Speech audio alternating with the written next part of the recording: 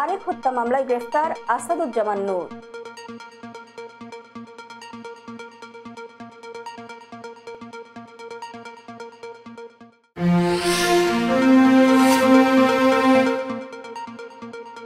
এবার হিজবুল্লাহর গোয়েন্দা প্রধানকেও হত্যার দাবি করল ইসরায়েল।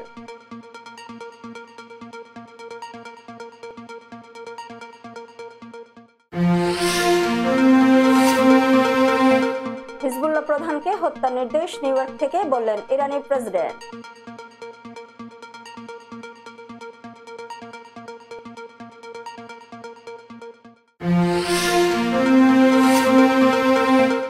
নাসরুল্লাহর মৃত্যুতে ইরানে 5 দিনের শোক ঘোষণা।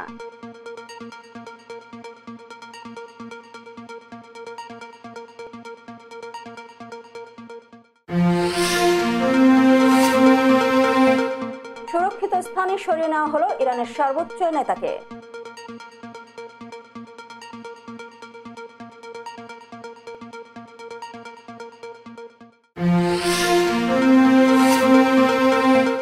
পাকিস্তানে হেলিকপ্টার বিধ্বস্তে নিহত 6।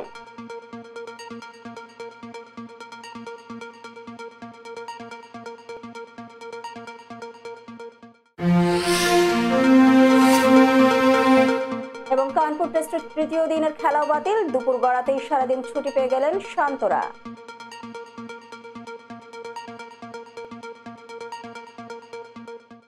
আসসালামু আলাইকুম, সবাইকে স্বাগত জানাচ্ছি মিলেনিয়াম টিভি ইউএস এর প্রতিদিনের বাংলা সংবাদে।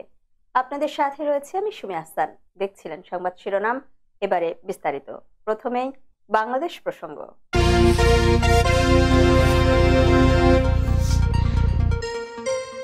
বৈষম্য বিরোধী আন্দোলনের সময় রাজধানীর মিরপুরে মামুন নামের একজনকে হত্যার অভিযোগে করা মামলায় সাবেক সংস্কৃতি মন্ত্রী আসাদুজ্জামান নূরকে গ্রেফতার দেখিয়েছেন আদালত। রোববার ঢাকার অতিরিক্ত chief metropolitan magistrate Mohammad Mahbubul হকের আদালত শুনানি শেষে তাকে গ্রেফতার দেখান। পরে এ মামলায় জামিন নামঞ্জুর করে কারাগারে পাঠানোর আদেশ দেন। রোববার সকালে কারাগার থেকে আদালতে হাজির করা হয় আসাদুজ্জামান নূরকে। এরপর মামলার তদন্তকারী কর্মকর্তা ও মিরপুর মডেল থানার উপপরিদর্শক আব্দুর রহমান তাকে গ্রেফতার দেখানোর আবেদন করেন। শুনানি শেষে আদালত তাকে গ্রেফতার দেখান। এ সময় আসামি পক্ষ জামিন চেয়ে আবেদন করেন। অন্যদিকে রাষ্ট্রপক্ষ জামিনের বিরোধিতা করেন। উভয় পক্ষের শুনানিতে জামিন নামঞ্জুর করে কারাগারে পাঠানোর আদেশ দেন। এর আগে 15 সেপ্টেম্বর রাত 11টায় বেইলি রোডের নওরতন কলোনি থেকে আসাদুজ্জামান নূরকে গ্রেফতার করা হয়। পরদিন 16 সেপ্টেম্বর হোটেল কর্মচারী মোহাম্মদ সিয়াম সর্দারকে গুলি করে হত্যার অভিযোগে মিরপুর মডেল থানার মামলায় গ্রেফতার দেখিয়ে আদালতে হাজির করা হয়। এরপর ঢাকার মেট্রোপলিটন ম্যাজিস্ট্রেট মোশাররফ হোসেনের আদালত শুনানি শেষে তার জামিন নামঞ্জুর করে কারাগারে পাঠানোর আদেশ দেন। দর্শক, এবারে দেখবেন আন্তর্জাতিক সংবাদ।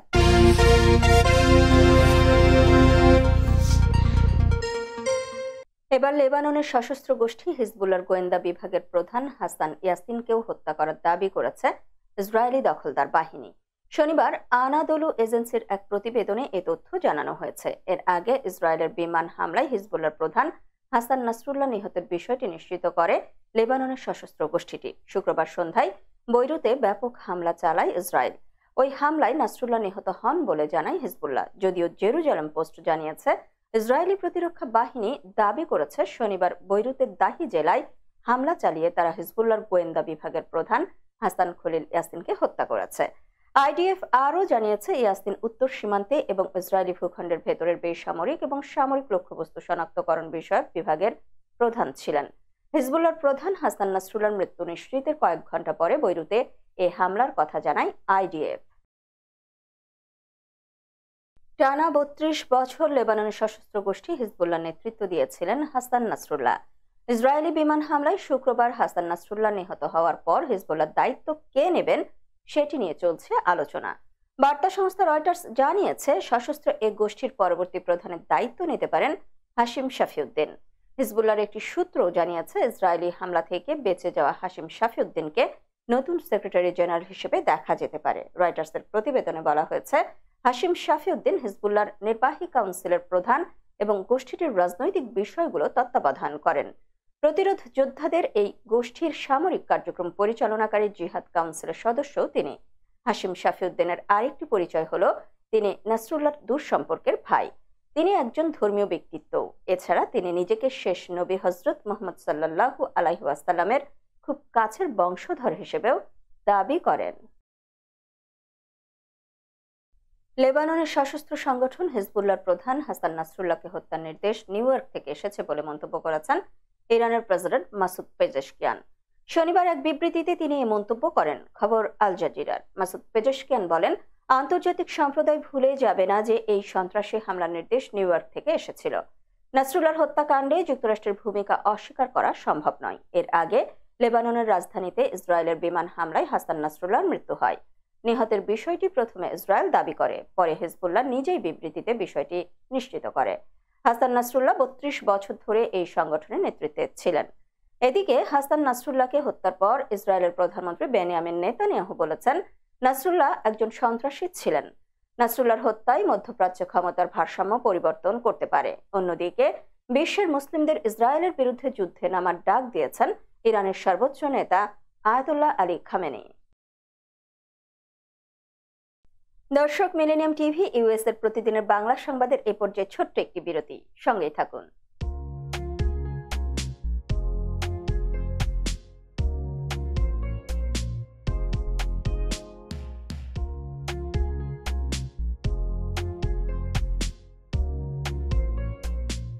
কি ব্যাপার, অমন মূর্তির মতো করে দাঁড়িয়ে আছো কেন? পাগল হয়ে গেলে নাকি? প্র্যাকটিস করছি। কি প্র্যাকটিস করছো? কেন, লিভিং স্ট্যাচুতে দাঁড়িয়ে কি করে ভিক্ষা করে দেখনি? আমার ট্যাক্স নিয়ে ঝামেলা চলছে, ল্যান্ড প্রপার্টি নিয়ে ঝামেলা চলছে। এগুলো সমাধান না হলে কিছুদিন পর আমাকে ওইভাবে দাঁড়িয়ে ভিক্ষা করতে হবে।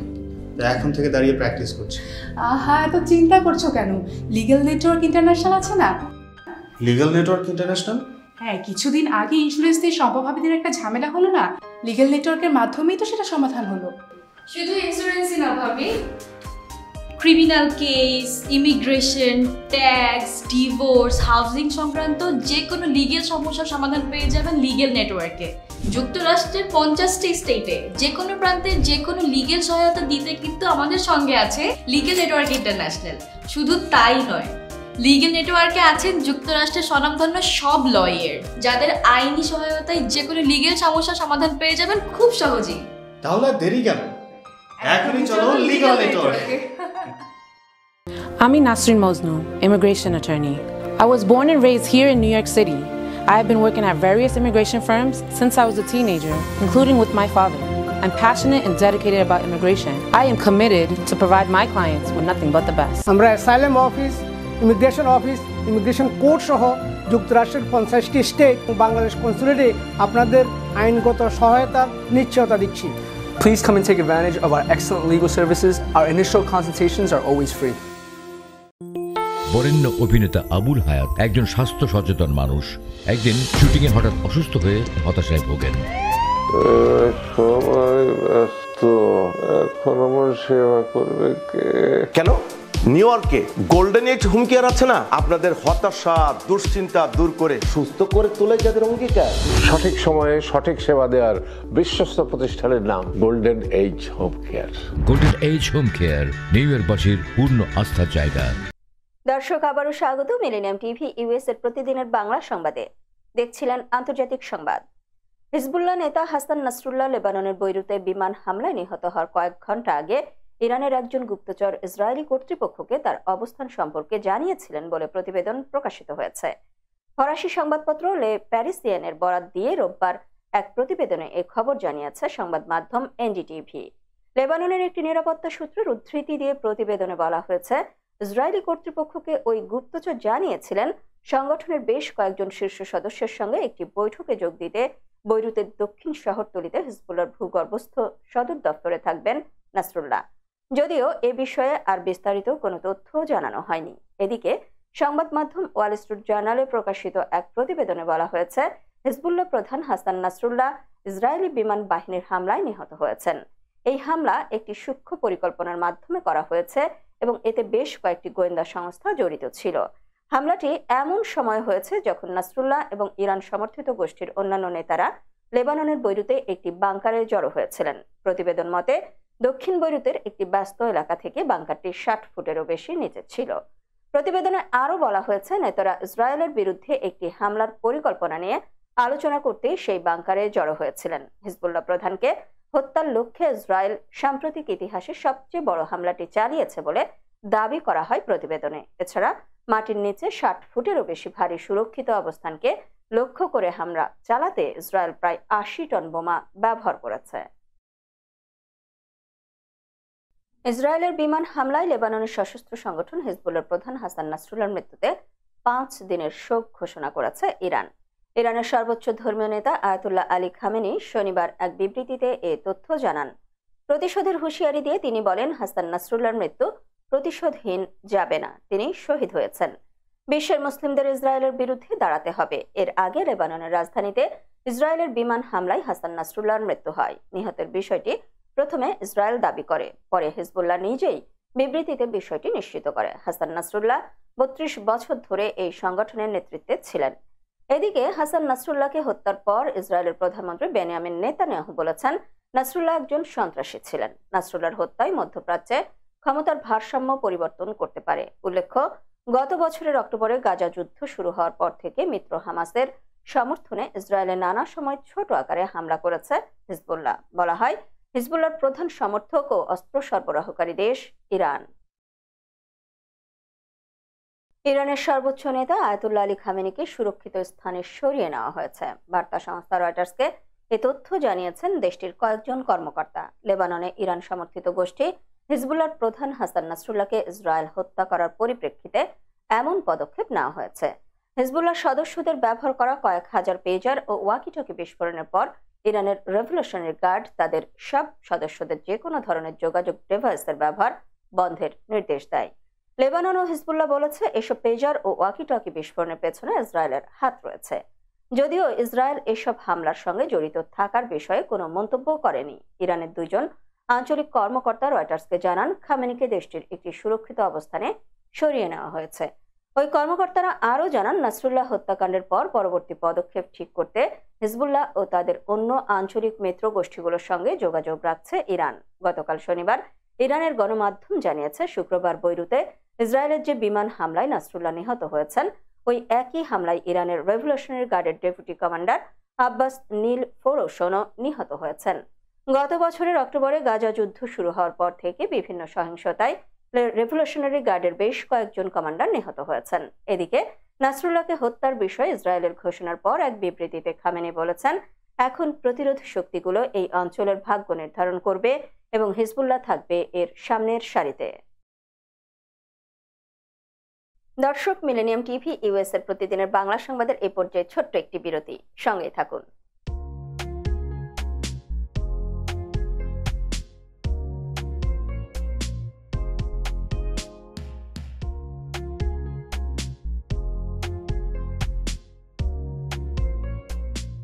কি ব্যাপার, অমন মূর্তির মতো করে দাঁড়িয়েছো কেন? পাগল হয়ে গেলে নাকি? প্র্যাকটিস করছি। কি প্র্যাকটিস করছো? কেন লিভিং স্ট্যাচুরে দাঁড়িয়ে কি করে ভিক্ষা করে দেখনি? আমার ট্যাক্স নিয়ে ঝামেলা চলছে, ল্যান্ড প্রপার্টি নিয়ে ঝামেলা চলছে। এগুলো সমাধান না হলে কিছুদিন পর আমাকে ওইভাবে দাঁড়িয়ে ভিক্ষা করতে হবে। তাই এখন থেকে দাঁড়িয়ে প্র্যাকটিস করছি। আহা, এত চিন্তা করছো কেন? লিগ্যাল নেটওয়ার্ক ইন্টারন্যাশনাল আছে না? Legal network international? হ্যাঁ, কিছুদিন আগে ইন্স্যুরেন্স দিয়ে সম্পভাবীদের একটা ঝামেলা হলো না, লিগ্যাল নেটওয়ার্কের মাধ্যমেই তো সেটা সমাধান হলো।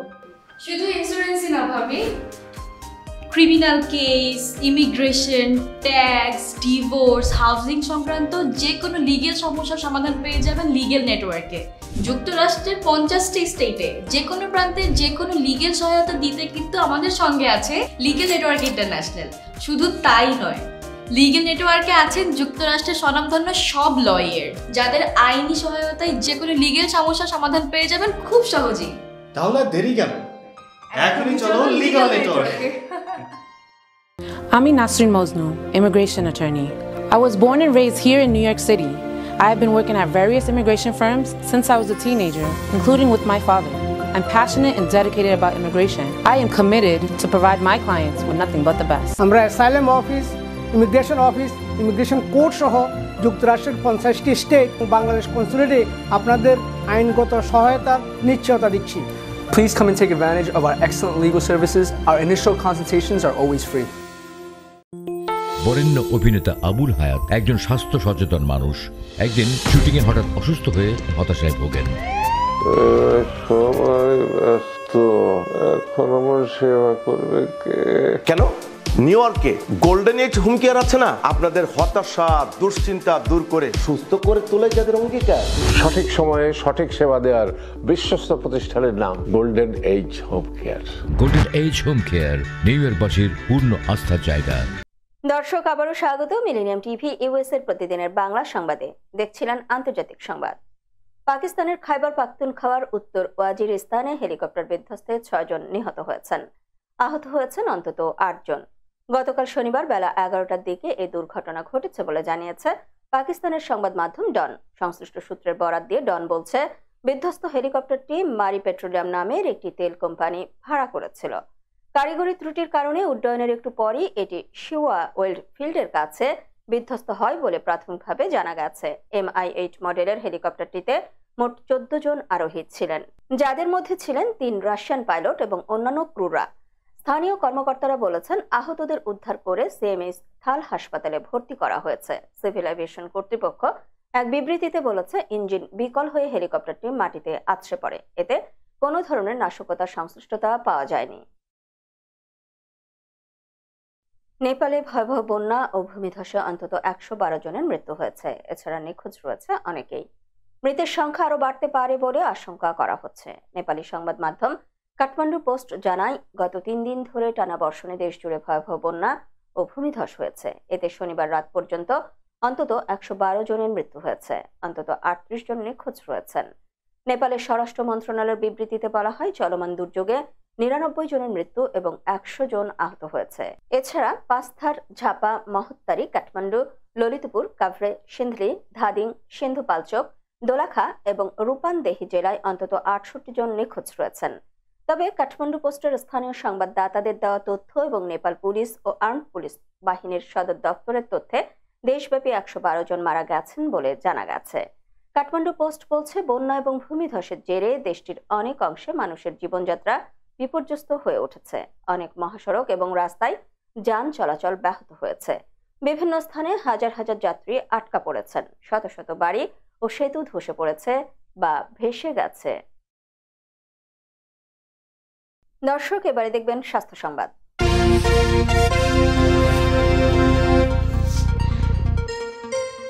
আজ বিশ্ব হার্ট দিবস।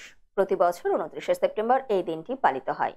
মানুষকে হার্ট বিষয়ক রোগ সম্পর্কে সচেতনতা বৃদ্ধির জন্য প্রতি বছর এই দিনটি পালিত হয়ে আসছে।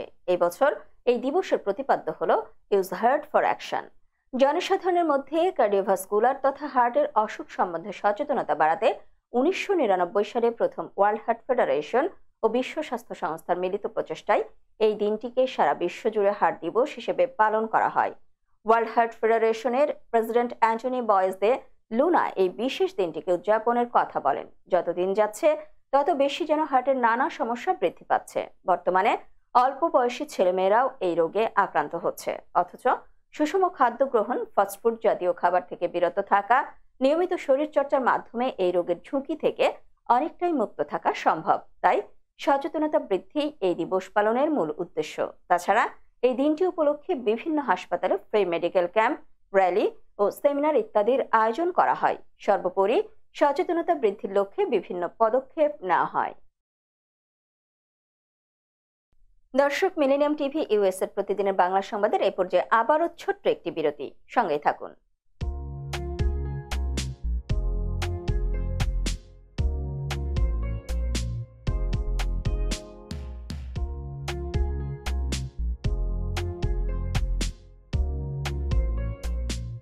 কি ব্যাপার, অমন মূর্তির মতো করে দাঁড়িয়ে আছো কেন? পাগল হয়ে গেলে নাকি? প্র্যাকটিস করছি। কি প্র্যাকটিস করছো? কেন লিভিং স্ট্যাচুরে দাঁড়িয়ে কি করে ভিক্ষা করে দেখনি? আমার ট্যাক্স নিয়ে ঝামেলা চলছে, ল্যান্ড প্রপার্টি নিয়ে ঝামেলা চলছে। এগুলো সমাধান না হলে কিছুদিন পর আমাকে ওইভাবে দাঁড়িয়ে ভিক্ষা করতে হবে। তাই এখন থেকে দাঁড়িয়ে প্র্যাকটিস করছি। আহা, এত চিন্তা করছো কেন? লিগ্যাল নেটওয়ার্ক ইন্টারন্যাশনাল আছে না? Legal network international? হ্যাঁ, কিছুদিন আগে ইন্স্যুরেন্স দিয়ে সম্পভাবীদের একটা ঝামেলা হলো না? লিগ্যাল নেটওয়ার্কের মাধ্যমেই তো সেটা সমাধান হলো। শুধু ইন্স্যুরেন্সই না ভাবি, criminal case, immigration, tax, divorce, housing সংক্রান্ত যে কোনো লিগেল সমস্যার সমাধান পেয়ে যাবেন লিগেল নেটওয়ার্কে। যুক্তরাষ্ট্রের 50টি স্টেটে যে কোনো প্রান্তে যে কোনো লিগেল সহায়তা দিতে কিন্তু আমাদের সঙ্গে আছে লিগেল নেটওয়ার্ক ইন্টারন্যাশনাল। শুধু তাই নয়, লিগেল নেটওয়ার্কে আছেন যুক্তরাষ্ট্রের স্বনামধন্য সব লয়ার, যাদের আইনি সহায়তায় যে কোনো লিগেল সমস্যার সমাধান পেয়ে যাবেন খুব সহজেই। তাহলে দেরি কেন? এখনই চলো লিগ্যাল নেটওয়ার্কে। I'm Nasrin Mosnu, immigration attorney. I was born and raised here in New York City. I have been working at various immigration firms since I was a teenager, including with my father. I'm passionate and dedicated about immigration. I am committed to provide my clients with nothing but the best. আমরা asylum office, immigration court সহ যুক্তরাষ্ট্রের 50টি state ও বাংলাদেশ কনসুলেটে আপনাদের আইনগত সহায়তার নিশ্চয়তা দিচ্ছি। Please come and take advantage of our excellent legal services. Our initial consultations are always free. বরেণ্য অভিনেতা আবুল হায়াত একজন স্বাস্থ্য সচেতন মানুষ। একদিন শুটিংয়ে হঠাৎ অসুস্থ হয়ে হতাশায় ভোগেন। সবাই ব্যস্ত, এখন আমার সেবা করবে কে? কেন নিউ ইয়র্কে গোল্ডেন এইজ হোম কেয়ার আছে না? আপনাদের হতাশা দুশ্চিন্তা দূর করে সুস্থ করে তোলে যাদের অঙ্গীকার। সঠিক সময়ে সঠিক সেবা দেওয়ার বিশ্বস্ত প্রতিষ্ঠানের নাম golden age home care. Golden age home care new ইয়র্কবাসীর পূর্ণ আস্থার জায়গা। দর্শক, আবারও স্বাগত মিলেনিয়াম টিভি ইউএস এর প্রতিদিনের বাংলা সংবাদে। দর্শক, এবারে দেখবেন বিনোদন সংবাদ।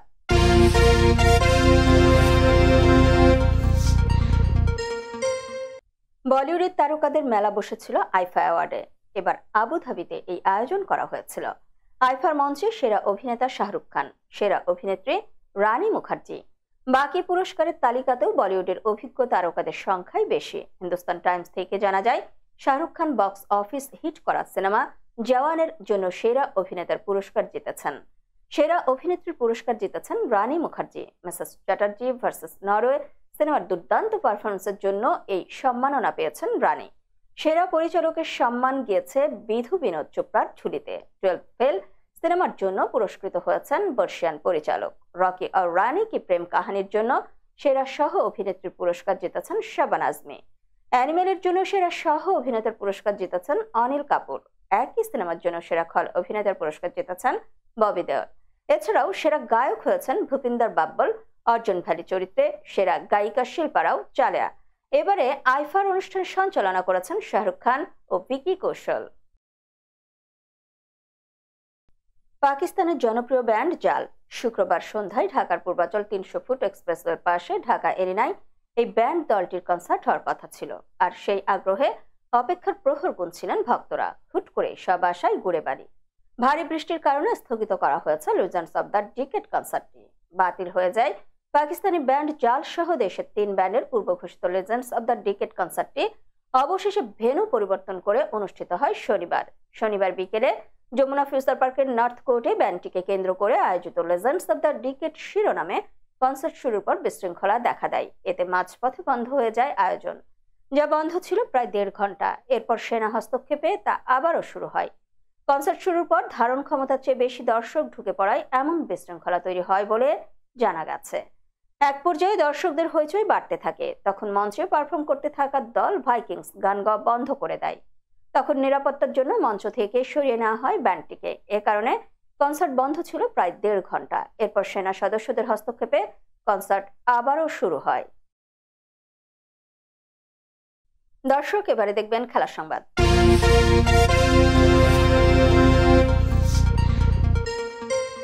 আজ সকালের পর থেকেই বৃষ্টি নেই কানপুরে, কিন্তু মাঠের অবস্থা খেলার অনুপযুক্ত হওয়ায় স্থানীয় সময় দুপুর 2টা বাজতেই দিনের বাকি সময়ের জন্য খেলা বাতিল করেছেন ম্যাচ অফিসিয়ালরা।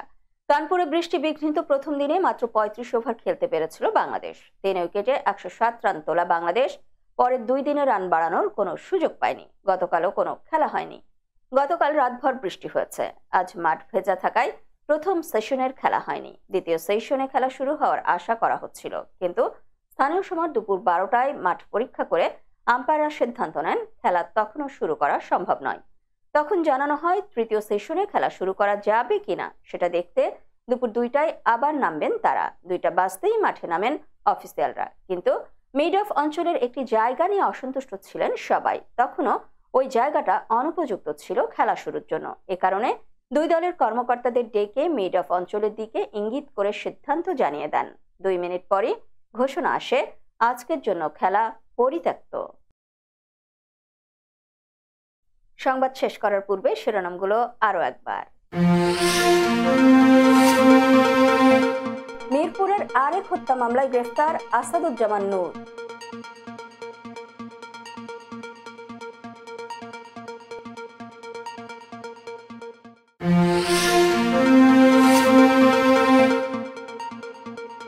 এবার হিজবুল্লাহর গোয়েন্দা প্রধানকেও হত্যার দাবি করল ইসরায়েল।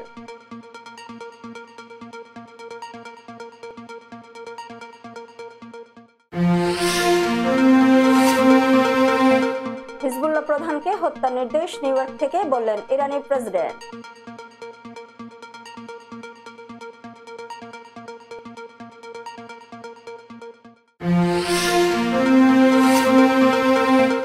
নাসরুল্লাহর মৃত্যুতে ইরানে 5 দিনের শোক ঘোষণা।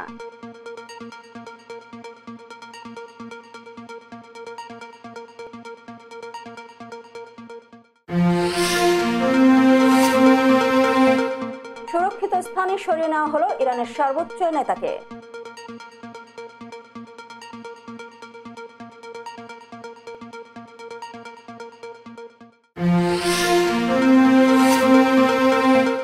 পাকিস্তানে হেলিকপ্টার বিধ্বস্তে নিহত 6।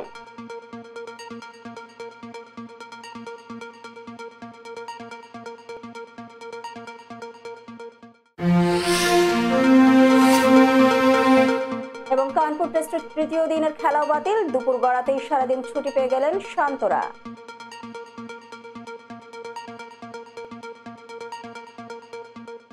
এই ছিল মিলেনিয়াম টিভি ইউএস এর প্রতিদিনের বাংলা সংবাদে। মিলেনিয়াম সংবাদ দেখতে লগ ইন করুন আমাদের সামাজিক যোগাযোগের সাইট facebook.com/millenniumtv/USA বাংলা এবং youtube.com/official-millenniumtv। এছাড়াও সংবাদের সর্বশেষ আপডেট জানতে ভিজিট করুন আমাদের নিয়মিত ওয়েবসাইট www.millenniumtvusa.com এবং www.millenniumtv.org। প্রিয় দর্শক, মিলেনিয়াম টিভি দেখুন সকল অ্যান্ড্রয়েড ফোনে, iOS ও Apple TV, Amazon Fire TV, Roku TV এবং সকল স্মার্ট টিভিতে। এছাড়াও মিলেনিয়াম টিভি দেখতে পাবেন সমস্ত ইউরোপীয় দেশ এবং অস্ট্রেলিয়ায় স্কাই নেটওয়ার্কে, বিশ্বব্যাপী জাদু টিভি, রেডিয়েন্ট আইপি টিভি, বিশ্বব্যাপী জাগো বিডি নেটওয়ার্ক এবং বিশ্বব্যাপী হরাইজন স্যাটেলাইটে। আপনারা যেখানেই থাকুন ভালো থাকুন, সুস্থ থাকুন, মিলেনিয়াম টিভির সাথেই থাকুন। আল্লাহ হাফেজ।